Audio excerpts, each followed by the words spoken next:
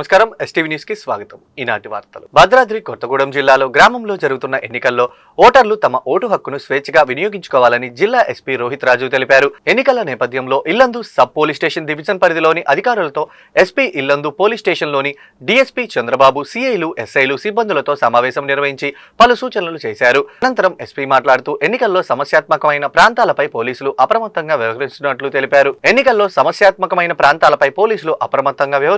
తెలిపారు. ఇప్పటికే డీఎస్పీ ఆధ్వర్యంలో గ్రామాల్లో ఎన్నికల నిబంధనలపై అవగాహన కార్యక్రమాలు నిర్వహించడం జరిగిందని అన్నారు.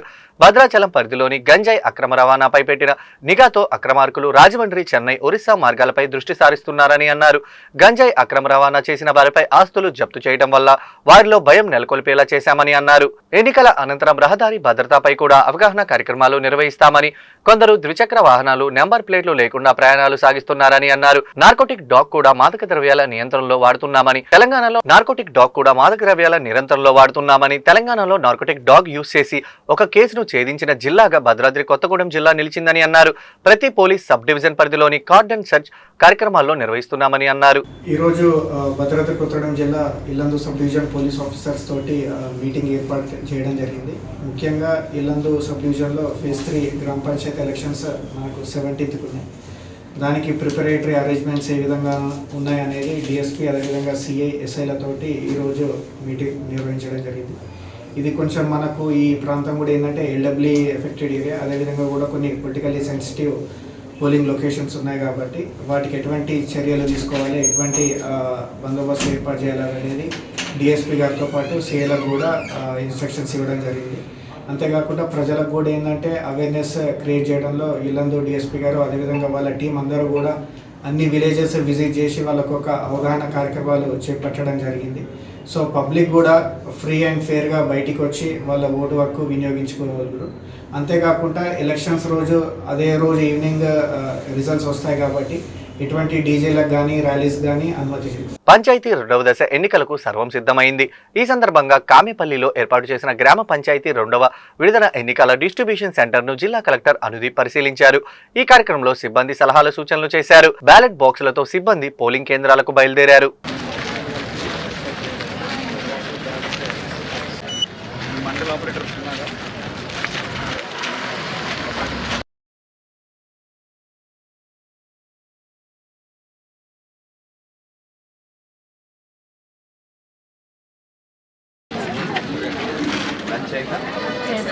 అంతా మెటీరియల్ అంతా ఓకే. వ్యూ ఎవరు ఇందులో ఫస్ట్ టైమా? ఏ భయం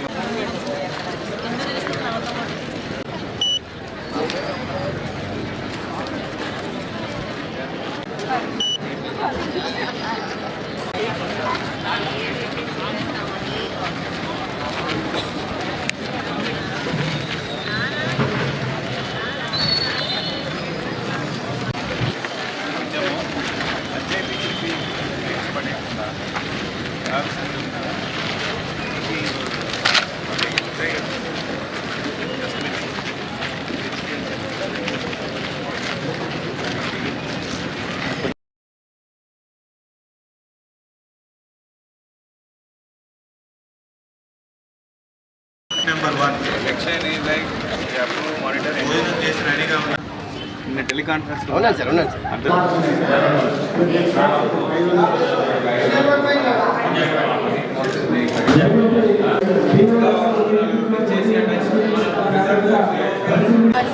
దయచేసి మెటీరియల్స్ పరిశీలించిన కోరుతున్నామండి.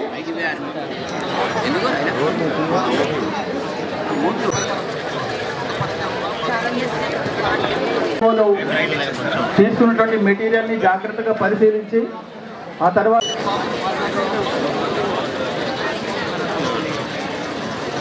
ధైర్యంగా చేస్తే భయం ఏముండదు. రూల్ ఉంటుంది, రూల్ ప్రకారం డౌట్ ఉంటే మన ఆప్షన్. సరేనా? సిఓలు ఓపీఓలు భోజనం చేయగానే ఎమ్మటే బస్సులన్నీ రెడీగా ఉన్నాయి కాబట్టి దయచేసి మీకు అలాట్ చేశారు. వెంకన్న గారు దయచేసి రూట్ ఆఫీసర్లు కూడా తొందరగా భోజనం చేసి రెడీగా ఉండాలండి.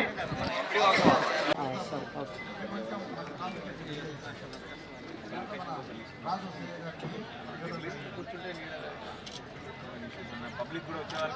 ఖమ్మం శ్రీ చైతన్య విద్యా సంస్థల్లో కల్చరల్ ఫెస్ట్ జరిగింది. దీనికి మాజీ CBI director Lakshmi Narayana, chairman Sridhar పాల్గొన్నారు. విద్యార్థుల చదువుతో పాటు ప్రతి అంశంపై శ్రద్ధ పెట్టాలని ఆయన సూచించారు. మానసిక ఉల్లాసం కూడా కలిగి ఉండాలని అన్నారు. ఈ సందర్భంగా ఏర్పాటు చేసిన పలు సాంస్కృతిక కార్యక్రమాల్లో ఆకట్టుకున్నాయి. ఈ కార్యక్రమాల్లో శ్రీ విద్య, సాయి గీతిక తదితరులు పాల్గొన్నారు.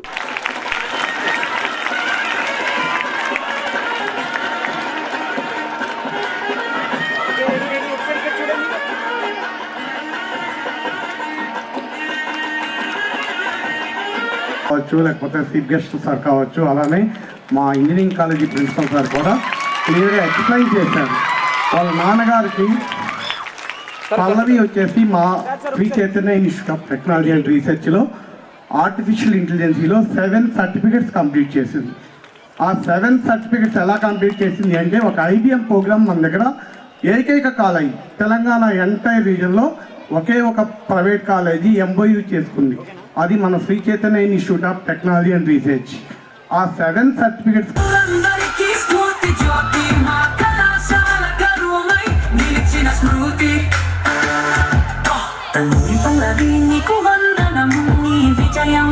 అందరికీ ప్రేరణ మా చైర్మన్ శ్రీ మల్లెంపాటి శ్రీధర్ గారి ఇది విద్యా జ్యోతి పాఠం పతక కాకిలో నైపుణ్య మార్గం ప్రబలింది పల్లవిలో ప్రయత్నం ఫలించింది ప్రతిభ వికసించింది సాధ్యం మళ్ళీ వెలిగించింది.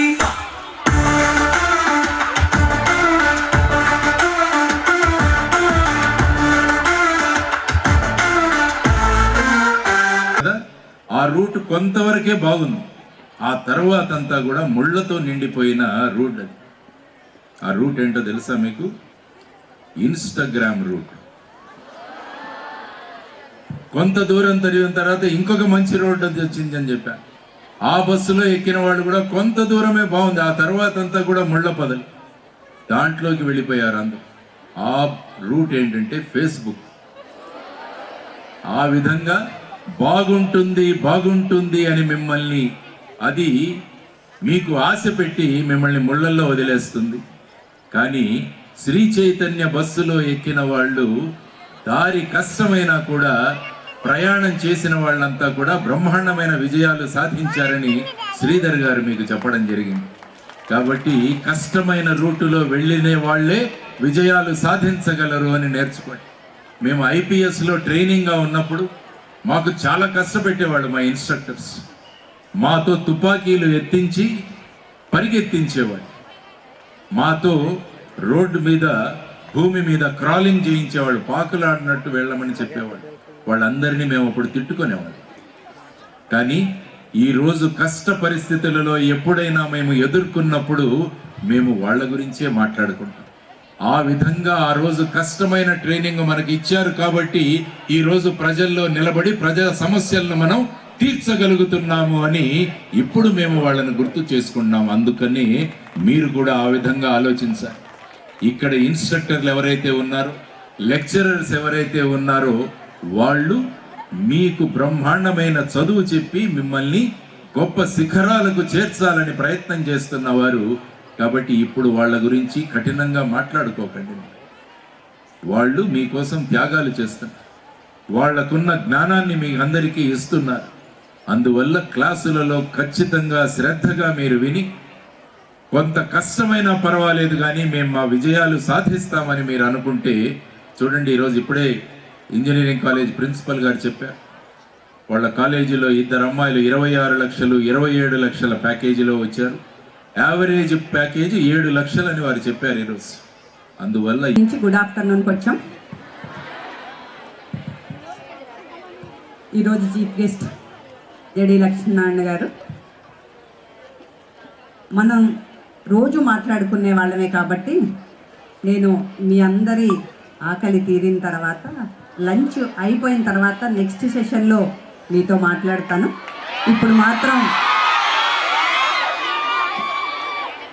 ఇప్పుడు మాత్రం మనం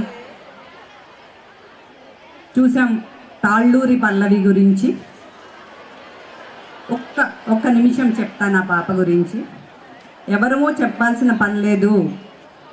ఇవాళ నరేంద్ర మోడీ గారిని జస్ట్ టీవీల్లో చూడటానికి మాత్రమే పరిమితమైనటువంటి మన భారతదేశ ప్రధాని గారి దగ్గర నుంచి డైరెక్ట్గా ఢిల్లీ వెళ్ళి ఆయన గారి చేతుల మీదుగా అవార్డు తీసుకుంది ఆ పాప.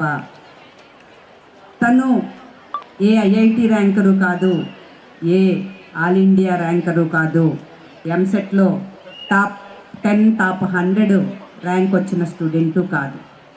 ఒక మధ్యతరగతి కుటుంబం నుంచి అమ్మా నాన్న రోజు 12 గంటలు కష్టపడితే మాత్రమే కుటుంబం నడిచే పరిస్థితుల నుంచి ఆ పాప 4 సంవత్సరాలు మన ఇంజనీరింగ్ కాలేజీలో చదువుకొని తల్లిదండ్రుల కష్టాన్ని అర్థం చేసుకొని భవిష్యత్తుకి బంగారు బాటలు వేసుకొని 1 సంవత్సరం పాటు ఎడ్యుకేషన్ని మన మధ్యతరగతి కుటుంబాలకి అందుబాటులో ఉంచాలనే ఉద్దేశంతోనే ఇలాంటి గ్లోబల్ విస్టా స్కూల్, ఇలాంటి స్కూళ్ళు రాష్ట్రంలో ఇంత ఆర్కిటెక్చరల్గా జ్యువెలరీ పీస్గా అన్ని సౌకర్యాలు కల్పించిన స్కూళ్ళు 1, 2 మాత్రమే లెక్కేసుకునేటట్టుగా ఉభయ తెలుగు రాష్ట్రాల్లో దీన్ని అంత ప్రెస్టీజియస్గా నెలకొల్పామని మీ అందరికీ తెలియజేస్తున్నాం. మై డియర్ స్టూడెంట్స్, ఈరోజు పరిస్థితులు మారినాయి. సమాజంలో సోషల్ మీడియాల ప్రభావం ఎక్కువైంది. నేను ఇందాక జేడి లక్ష్మణ్ గారితో నేను మాట్లాడుకుంటూ వచ్చిన సందర్భం ఏమంటే, ఈ సోషల్ మీడియా బదులు ఇప్పుడు సాయి పల్లవిని చూశారు. ఆ పల్లవి, తాళ్ళూరి పల్లవి అనే అమ్మాయి ఆర్టిఫిషియల్ ఇంటెలిజెన్స్లో ఈరోజు దేశం మొత్తం మీద ఫస్ట్ మార్కు సంపాదించి, ఫస్ట్ ర్యాంకును సంపాదించి ప్రధానమంత్రి చేతుల మీదుగా ఆమె అవార్డును స్వీకరించింది. అలాంటి తరుణంలో మీరందరూ కూడా ఈ సోషల్ మీడియా బదులు ఒక చాట్ జీపీటీనో ఆర్టిఫిషియల్ ఇంటెలిజెన్స్ మీదనో చిన్న చిన్న కోర్సులు నేర్చుకొని దాని ద్వారా నాలెడ్జ్ని గెయిన్ చేస్తే ఈ సమాజానికి ఉపయోగపడుద్దని మేము మాట్లాడుకుంటూ వచ్చాం. కాబట్టి my dear students, Sri Chaitanya ఎప్పుడు కూడా ఎవరికైతే కార్పొరేట్ విద్య అందని ద్రాక్ష పండు అనుకుంటున్నారో అలాంటి కుటుంబాలకి ఒక సుందర స్వప్నంగా భద్రాద్రి కొత్తగూడెం జిల్లా మనుగూరులోని లంకమల్లారం సర్పంచ్ పూనం రమేష్ పై ఇండిపెండెంట్ అభ్యర్థి దాడి చేశారు.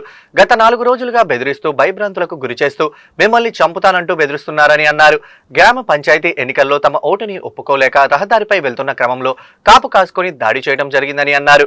కాంగ్రెస్ కార్యకర్తలు పూనం రమేష్ కు చరవాణిలో సంప్రదించగా సమయానికి చేరుకొని దాడిని ఆపే ప్రయత్నం చేయగా, నువ్వు ఎవరి సర్పంచ్ అంటూ 10 లక్షల రూపాయలు సుపారీ ఇచ్చేశానంటూ నిన్ను చంపుతామంటూ బహిరంగంగానే బెదిరించారని అన్నారు.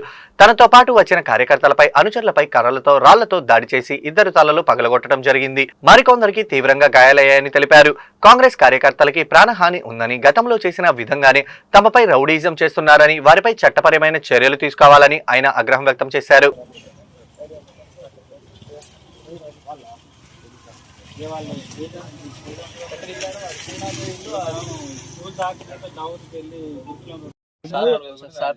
అదే ఇప్పుడు వీళ్ళు బిర్యానీ రెస్టారెంట్ కడిగి పోయారు. పోయి తినేసి వస్తుంటే వాళ్ళు ఇక్కడ ఆపారు, వాళ్ళని కావాలని ఆపేసి ఇంకో 2 ఏం చేసి వాళ్ళు ముందుకు వెళ్ళిపోయారు. నేను ఆపారు. ఆపి మామూలుగా తిట్టుకుంటాను, వాళ్ళతో ఏం చేస్తాను, ఎందుకు వాళ్ళతో కలిసి మమ్మల్ని ఓడించిన అని చెప్పేసి మాట్లాడుతుంటే నేను వాళ్ళ ఫోన్ చేసుకున్నాడు. ఈ లోపల వాళ్ళు రాగానే 3 కలిపి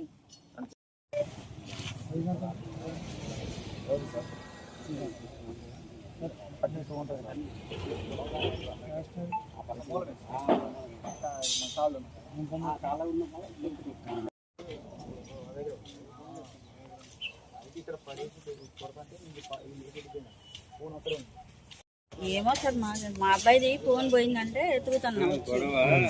ఎందుకు దాడి చేశారు అన్నది వచ్చేతోనే ఈ ఫైటింగ్ ఆయన కూడా ఉన్నాడు కదా, అది దెబ్బలు తిన్న దాంట్లో ఆయన కూడా ఇప్పుడు అది జరిగిందని అది పైన. నమస్కారం, నా పేరు పూనం రమేష్. మాది మనుగూరు మండలం, భద్రాద్రి కొత్తగూడెం జిల్లా, లంకమల్లారం గ్రామ పంచాయతీ. అయితే మేము స్థానిక ఎలక్షన్స్లో పోటీ చేయడం జరిగిందండి కాంగ్రెస్ పార్టీ నుంచి. మాకు అపోజిషన్గా ఇండిపెండెంట్ క్యాండిడేట్స్ అనేవాళ్ళు ప్రత్యర్థిగా పోటీ చేయడం జరిగింది. ఈ యొక్క ఎలక్షన్స్లో మేము గెలవటంతో ఎవరైతే ఇండిపెండెంట్గా పోటీ చేశారో మడకం మంజు భార్గవి వాళ్ళ భర్త మడకం శ్రీకాంత్, వాళ్ళ మరిది గారు మడకం శ్రీనాథ్ మరియు వాళ్ళ కుటుంబీకులు స్వయం నాగేంద్రబాబు, స్వయం వినోద్ కుమార్ అనే వాళ్ళు మా యొక్క కార్యకర్తలపై మాపై ఉద్దేశపూర్వకంగా కక్ష కట్టుకొని గత 4 రోజుల నుంచి మమ్మల్ని బెదిరిస్తూ భయభ్రాంతులు చేస్తూ మీ అంతు చూస్తాం, మీ సంగతి చూస్తాం, మీరు ఏం చేస్తారో చేయండి, ఒక్కొక్కరిని సావదెంగుతాం అంటూ రాత్రి 7 కాగానే తాగేసి రోడ్ల మీద ఇళ్ళ మీదకి దాడి చేయటం జరుగుతుంది. సరే, ఏ రోజు కూడా మాటలతోటే ఇక బెదిరింపులకు పాల్పడుతున్నారు తప్పితే ఇటువంటి దాడులకు ఏ రోజు కూడా తెగబడలేదు. కాబట్టి విషయం ఇంత దూరం రాదనుకొని మేము కూడా చూసుకున్నట్టుగా వదిలేసాం. కానీ ఈ ఎలక్షన్స్లో ఓడిపోయిన సందర్భంగా వాళ్ళు ఆ యొక్క ఓటమిని జీర్ణించుకోలేక మా అనుచరులపై దాడి చేసి రోడ్డు మీద వెళ్తున్న వాళ్ళని కాపు కాసుకొని మరి వాళ్ళని చంపే ప్రయత్నం చేశారు.